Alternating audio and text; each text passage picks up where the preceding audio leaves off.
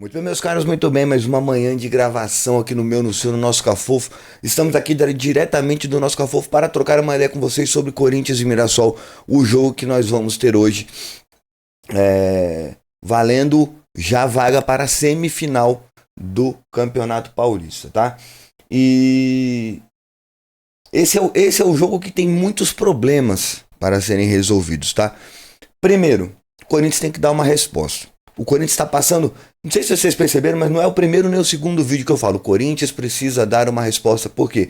Porque em jogos anteriores o Corinthians apanhou por algum motivo. Nem sempre porque perdeu, mas porque apanhou, certo?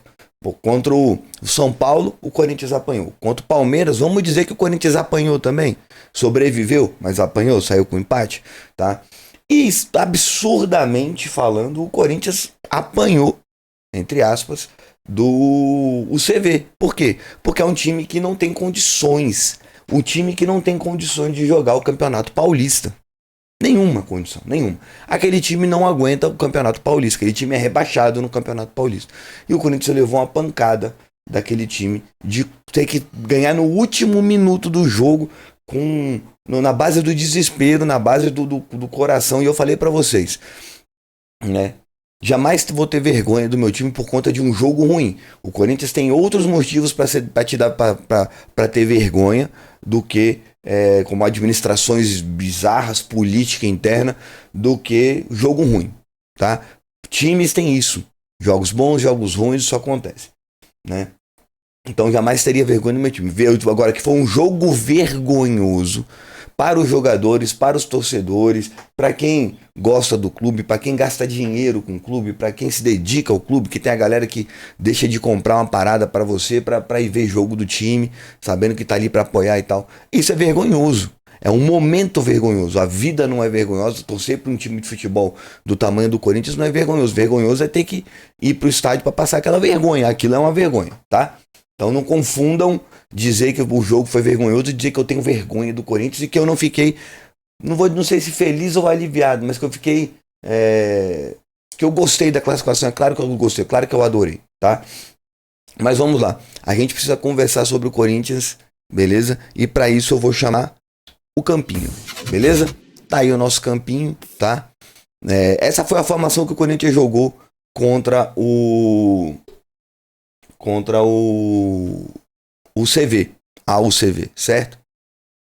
E essa formação tem mostrado alguns problemas agora que todo mundo já entendeu quais são os problemas. Ele tem demonstrado problemas, certo? Os problemas principais que o Corinthians tem sofrido, né? E isso eu já falei, eu venho falando desde o jogo contra o São Paulo. São duas coisas. Ou contra o Corinthians enfrenta times que se fecham muito e o Corinthians insiste nessas tabelinhas pelo meio, não tem condição. Matheus Bidu e Mateuzinho não cruzam bem a bola, a gente já entendeu isso, mas eles ainda assim insistem no apoio, isso é importante, tá? Ou quando times jogam com 4 atacantes. Quando a gente fala 4 atacantes, a gente fala naquele famoso 4-2-3-1, certo? Então vou dar um exemplo aqui, tá? Vamos imaginar que o time tá aqui, o outro jogador tá aqui, aí eles puxam um atacante para cá, certo? Esse 4-2-3-1 tem dado muito trabalho pro Corinthians, tem dado muito trabalho. Por que os times estão insistindo muito em jogar nesse 4-2-3-1 com o Corinthians, ou com 3 zagueiros com o Corinthians, liberando os alas, tá? Ainda mais se o time tem bons alas. Por que ele faz isso? Porque tem acontecido aquele fenômeno que é o time ataca, certo? O time ataca. Matheus Bidu avança, às vezes o Mateuzinho avança, dependente do lado que está acontecendo o ataque. Um dos dois está lá para dar suporte no ataque, certo? Aí o time sobe, beleza, tudo bem. Só que os espaços entre os jogadores estão ficando cada vez maiores. No vídeo passado também a gente analisou um vídeo da galera do Futebol Máximo. Tem outro hoje falando sobre Angileri também, para a gente conhecer melhor o jogador. A quantidade de buracos que o Corinthians deixa entre seus jogadores, tá? Então, por exemplo, o Matheus Bidu pega a bola, não tem aqui um Tchoca próximo, um Breno Bidon próximo, um Memphis próximo, ou um Martínez próximo. O time não fica assim. Cada um guardando sua posição no seu devido lugar, certo? Eles ficam nessa posição para poder alargar o campo. É a sensação que eu tenho que eles querem alargar o campo, tá? Para poder utilizar a arma que a gente tem, que é o Carrijo e o Bidon, dando passes em longa distância de uma ponta para outra. Mas isso é possível ser feito, e também é possível ser feito os jogadores jogando mais próximos. Eu posso ter esses jogadores jogando pertinho do outro, trocando passes aqui bem próximos, certo? Eu posso ter esses jogadores aqui ocupando. Aí a gente tem sempre um sobra aqui para não ter nenhum tipo de risco. E a gente tem o Mateuzinho aberto aqui na ponta. O Yuri aberto na ponta. O Carrijo mais próximo aqui. A gente pode ter um futebol próximo. Ano passado a gente apresentou um futebol de toque rápido. Todo mundo jogando coladinho no outro. Não precisa esperar chegar dentro do ataque para isso acontecer. Certo? Mas não é o que tem acontecido com a gente ter deixado buracos. E esses buracos representam também buracos na marcação. Certo? O que sobrecarrega tanto os laterais quanto os zagueiros, e os nossos zagueiros não são de confiança. O que ocorre? Breno Bidon sobe só para atacar, o Memphis cai bem longe da bola, o Matheus Bidu bem longe da bola, o Bidon tá aqui, o Bidu tá aqui, aí o nosso zagueiro tá mais para cá. O que acontece? É na hora do contra-ataque, tem Bidu contra um ponta, contra o lateral ou contra um volante, o Tchoca tem que voltar correndo, o Martínez vem cobrir aqui, abre espaço do outro lado, porque aí o Mateuzinho vai fechar para cá também, abre esse corredor para cá, e aí o Corinthians fica aqui nós barata tonta, corre todo mundo para um lado, corre todo mundo para outro, parecendo criança jogando futebol, correndo atrás da bola, certo? Sendo que a função que deveria ser de cobertura era desses caras que estão cada vez mais ofensivos e menos defensivos, certo? Quero eu sacrificar o André Carrijo? Não. Quero eu sacrificar um Breno Bidon, que além de ser um excelente jogador, é uma futura venda excelente que o Corinthians vai ter? Não quero sacrificar esses caras. Mas aparentemente alguém vai ter que ser sacrificado para reforçar essa defesa. Jogadores com mais mentalidade de proteção, certo? O que acontece? A sensação que dá é que esses dois caras aqui, principalmente o Bidon e o Carrijo, eles têm um certo receio de gastar muito a perna na marcação e não conseguir fazer o ataque. Parece a sensação que eu tenho é essa, tá? E essa nossa formação já ficou muito manjada. Essa formação já tá, eu acho que já deu uma pequena saturação, a gente não consegue mais só na criatividade romper barreiras dos oponentes. A gente não tá conseguindo, cara. Por quê? Porque o time tá ficando cada vez mais espaçado em campo, parece que tá muito mais individualizado do que coletivo. E o ano passado o Corinthians terminou como um time muito coletivo, todo mundo dando passo para todo mundo, a bola rodando com maciez no campo, e aparentemente ninguém conseguia proteger a gente. E agora a galera já entendeu que se meter dois atacantes profundos, aqueles caras que parte para cima, né? Mais um centroavante e mais um meia para fazer a bola chegar nesses pontos, às vezes o cara nem precisa ser bom, mas como vai sempre ter uma dobra de ataque em cima do Mateuzinho, em cima do Bidu, e aí você pode botar Hugo, você pode botar Bidu, você pode botar Angileri, você pode botar Palácio, aqui você pode botar Léo Maná, esses caras vão ficar tomando bolada nas costas o tempo inteiro, cara. Bola nas costas, bola nas costas é complicado. Então a gente tem esse problema para corrigir. E como eu acho que esse problema vai ser corrigido? Infelizmente sacrificando um dos dois, Carrijo ou Bidon, tá? Da minha opinião, o Carrijo é mais jogador do que o Bidon, hoje é mais completo e é mais experiente, certo? Nada contra o Bidon, já tirei meus problemas contra o Bidon, mas esse DNA de marcar menos pesado, de chegar menos, de encostar menos, de deixar menos espaços, talvez seja o momento da gente mudar, e eu deixaria o Carrijo, tá? Pro jogo de hoje, a gente tem um problema, acredito eu, que o Matheus Bidu vai rodar pro Hugo, tá? Por conta desse problema defensivo, que eles juram de pé junto que o Hugo vai corrigir, que ele vai conseguir marcar dois caras ao mesmo tempo, tá? E também acho que o Bidon deveria sair, mas eu acho que o Bidon vai continuar nessa escalação. Mas eu tenho quase certeza que o Hugo vai sair, segundo aí a galera que tá estudando aí o Corinthians, que acompanha o dia a dia do Corinthians, tá dando certeza absoluta que o Hugo vai sair. Bidon, Carrijo e Martínez vão permanecer como titulares, aparentemente. Mas temos um problema, Rodrigo Garro está abrindo o bico, segundo algumas pessoas, ainda não está 100% recuperado, né? Não teve pré-temporada, tá? Teve que fazer tratamento de joelho, que diminui a carga de treino dele e tal. Estão falando que o Coronado deve jogar. tá? E aí volta aquele nosso problema. Se você quer um time com um pouco mais de chegada, o Coronado não tem tanta chegada na marcação como tem o Garro. O Garro ainda é um cara que marca mais que o Coronado, tá? O que vai ter que diminuir ainda mais a quantidade de subidas desses dois. Aí às vezes vale a pena manter esses dois fazendo a bola chegar rápida no Coronado, mas depois não voltando pra marcar? Não sei, tá? Eu ainda tenho fé que o Coronado... Eu sou um cara de homem de muita fé, certo? Eu ainda tenho fé que o Coronado vai ser o cara que ainda vai ajudar a gente em momentos importantes, tá? Eu ainda acho ele, tá? Em questões técnicas e táticas, melhor do que o Bidon, por exemplo, certo? Mas ele não conseguiu mostrar isso no Brasil, certo? Ele tem capacidade de jogar mais bola que Bidon, que Carrijo, tanta bola, de potencial, bola no pé. Pode ser que ele ainda jogue mais que o Garro, mas o Garro apresenta mais coisas, né? O Garro tem outras características que são mais importantes do que só pegar uma bola, driblar, fazer um lançamento longo. O Garro tem vontade, velho. É diferente, sabe? Você vê o Garro com vontade, com desejo. Você não vê o Garro botando a mão no joelhinho porque tá chateado porque perdeu uma bola, porque tá sem perna para continuar o jogo. E o Coronado já mostrou várias vezes que depois que ele perde uma bola, ele se cansa, ele se irrita, ele fica chateadinho e vaza, tá? Mas essa deve ser a formação para poupar o Garro contra o Barcelona de Guayaquil, que já é na quarta-feira, tá? Então provavelmente o Garro deve ser poupado porque ele foi o cara que teve a menor pré-temporada dos outros com relação a treinos intensos, a carga de treino por conta do tal do tratamento de joelho, tá? Nós vamos ter Memphis e Yuri novamente, Mateuzinho, talvez o Hugo Farias faça essa lateral esquerda, eu detesto isso, mas nós teremos o Angileri no banco, aparentemente, ele já está inscrito no Paulistão e ele vinha treinando. A galera fala assim, ele não joga há 9 meses. Beleza, ritmo de jogo é uma coisa, não quer dizer que o cara não estava treinando, que ele estava 9 meses sentado em casa comendo pipoca vendo futebol. Não é isso, tá? O Angileri estava treinando normalmente no time dele, treinando frequentemente, e ele falou uma coisa na entrevista coletiva dele que foi muito interessante, que desde novembro que ele aumentou a intensidade de treinos, o time todo, né, o Getafe, tá todo mundo, aumenta a intensidade de treinos, tá?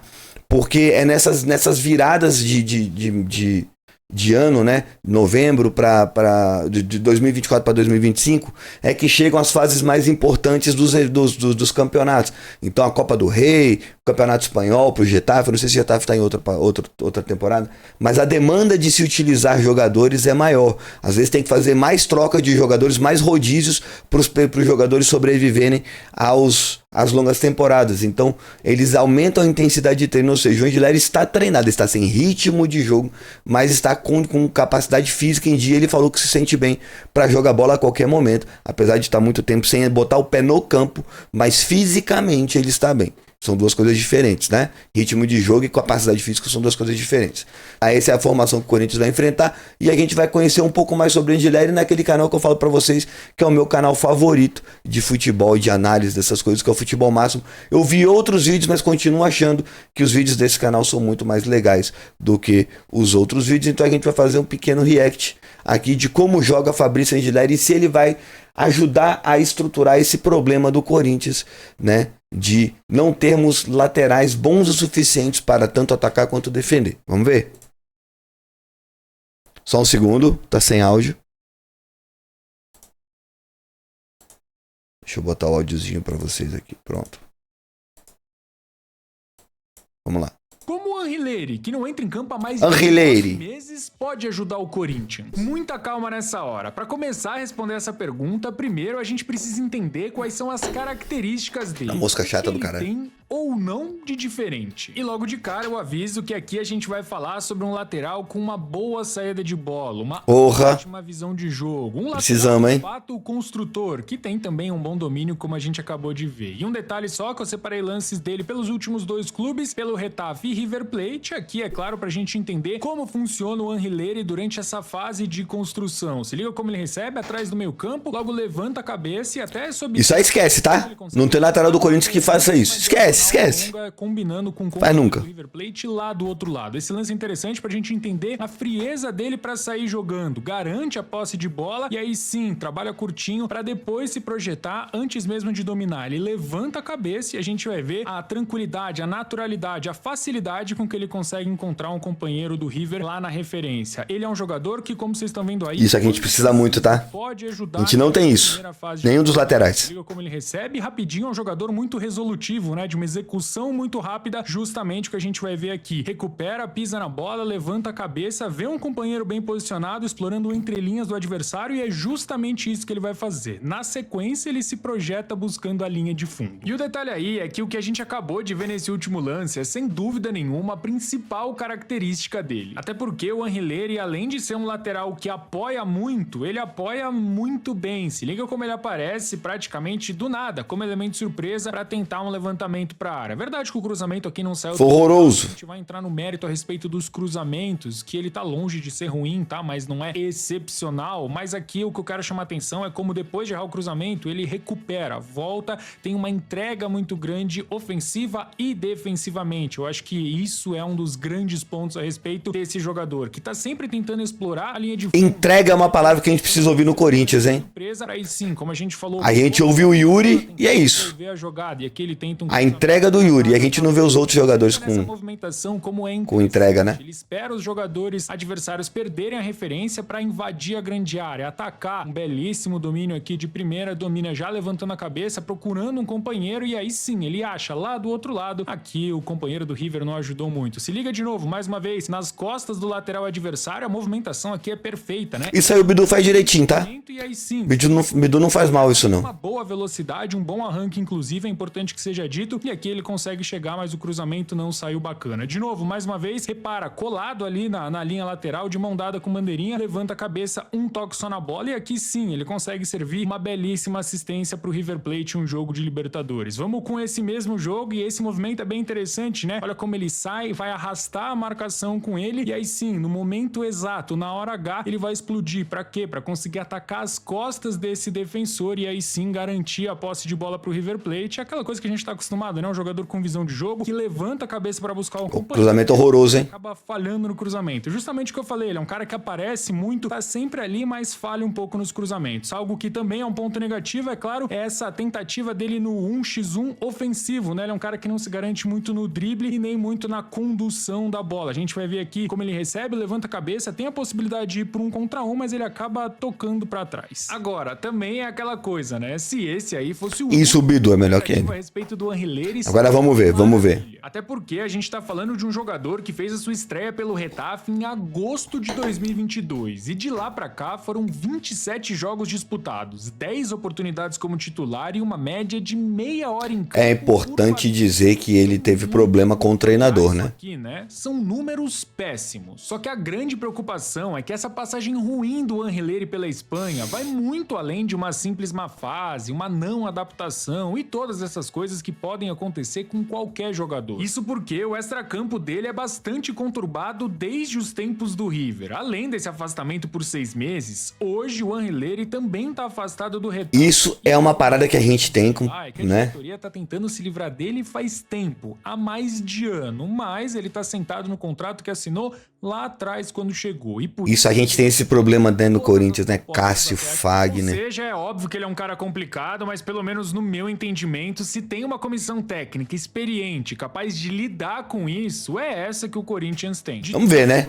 Tomara. Que a situação extra-campo tô perdendo um pouquinho de fé nessa comissão, viu? Muito controlada pelos Dias e também o departamento de futebol do Corinthians. Mesmo assim, a gente tá falando de um jogador que praticamente não atuou pelo Retafe e não atuou com frequência no futebol espanhol, o que significa dizer que para ele apresentar exatamente esse nível que a gente tá vendo aí, um jogador sólido defensivamente falando, vai precisar de uma readaptação física. Agora, falando sobre o que a gente tá vendo aí na tela, os lances dele pelo Retafe e River Plate, fica muito claro que a gente tá falando de um lateral que, além de contribuir ofensivamente, se garante na defesa, se vale da sua imposição física, do seu jogo de corpo para recuperar, e aí sim, um toque só na bola ele consegue encontrar um companheiro. Se a gente conseguir um cara que substitua tanto o Bidu quanto o Hugo, perfeito, maravilha. Como é o Anrileri durante essa fase defensiva, e aqui principalmente um ponto fundamental quando se trata de um um lateral esquerdo, né? Um jogador que vai enfrentar com frequência pontas direitas, mais rápidos, ágeis, e isso aí ele faz um trabalho ótimo no 1 contra 1 defensivo. Principalmente um jogador que a gente vai ver, né? Um padrão, ele induz o adversário para a linha de fundo e aí sim, na hora H, no momento exato, tenta o bote. Isso é interessante, hein? Agressivo na marcação, e sim, alguém que vai observar. Me parece um cara que vai fazer pouca falta, que não vai dar susto pra gente dentro da área. Que é fantástico, né?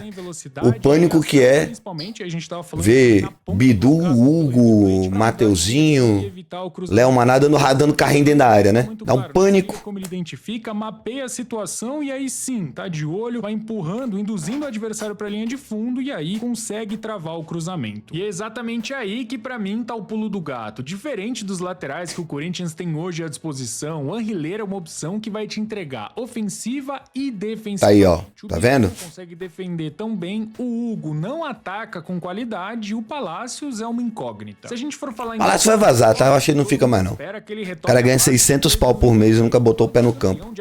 Maravilha. Tudo e conseguiu ser influente em ambas as fases do jogo. No River ele era um monstro, velho. Trabalhar com a realidade, entender que isso é pouco provável, lógico, até porque estamos falando de algo que aconteceu há 4 anos. Mas pensa um pouquinho comigo, a qualidade e o refino técnico, isso aí ele tem e ninguém tira. E muito tem se falado também sobre a possibilidade do Anrileiro atuar como um zagueiro pelo lado esquerdo, fechando uma linha de 3. Ele já jogou assim, tá? Pouco exposto a essa função, ele pode... Ele já treinou assim no Getafe, tá?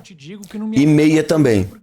Já jogou de meia, já jogou de lateral e já jogou de zagueiro também. Já treinou como tal, né? De qualquer jeito, ele vai ter que ser zagueiro pelo lado esquerdo em determinadas situações. Beleza, ele pelos 1,85 que tem, além da boa saída... Ele é alto, né? 1,85. Ele é um cara que, tanto no Getafe quanto no River, muitas vezes, nessa bola quebrada do goleiro, era o cara responsável para fazer essa casquinha. O que significa dizer que, sim, ele tem um bom jogo aéreo. Se garante ganhar todas as bolas? Obviamente não, mas se preciso for, fechando na linha de zaga ou então, para ser justamente esse desafogo, o Anrileiro também pode fazer a função. Dito tudo isso aí, lógico, né? Apesar dos pesares, pelo menos no meu entendimento, a aposta pelo Anrileiro é válida. E eu falo isso principalmente... Aposta, né? Essa é uma palavra do Corinthians, né? Puta merda, aposta.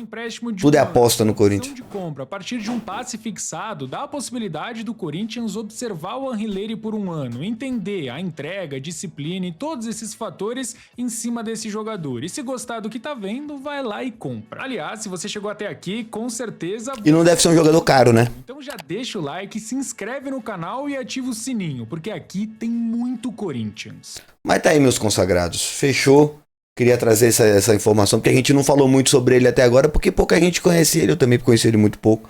Mas trouxe aí pra vocês uma análise muito boa, muito completa sobre Fabrício Anrileiro, beleza? Então, vamos ver como é que vai ser. Ele já pode estar no banco, ele já está inscrito no Paulistão, ainda não na Libertadores, mas já está inscrito no Paulistão e pode ser que ele venha a entrar no jogo durante a partida, aí caso a gente perceba que o Hugo não está jogando nada. Eu acho que o Matheus Bidu tá com briga por conta de salário, ele quer aumentar muito o salário, realmente ele tem um salário muito abaixo do restante, né? Mas ele quer aumentar muito o salário dele e não tá dentro dos padrões que o Corinthians aceita, então pode ser que ele seja negociado. Aí já que o salário dele é até o final do ano, pode ser que ele seja negociado antes por algum valor aí. E aí fica o Hugo, fica o Palácios a ser negociado também. E deixa o moleque da base aí como o último backup aí no desespero. Botaram um menino jacaré lá de 18 anos de idade, não pode pegar outro moleque da base? Pode, né? Venderam o Denner, mas o Denner vai só mais pra frente. Deixa o Denner lá jogando bola, se for necessário, né? Manda embora Palácios, manda embora Bidu, fica o Hugo aí. Por mais que eu não queira o Hugo, fica ele e é isso. Beleza? Rapaziada, é isso. Espero que vocês tenham curtido o vídeo. Um grande abraço, fiquem de boa. Até daqui a pouco tem jogo. Vamos torcer pro Coringão aí. E após o jogo tem live e a gente vai bater mais papo sobre isso aí, beleza? Um grande abraço, fiquem de boa, Vanessa, galera. Valeu.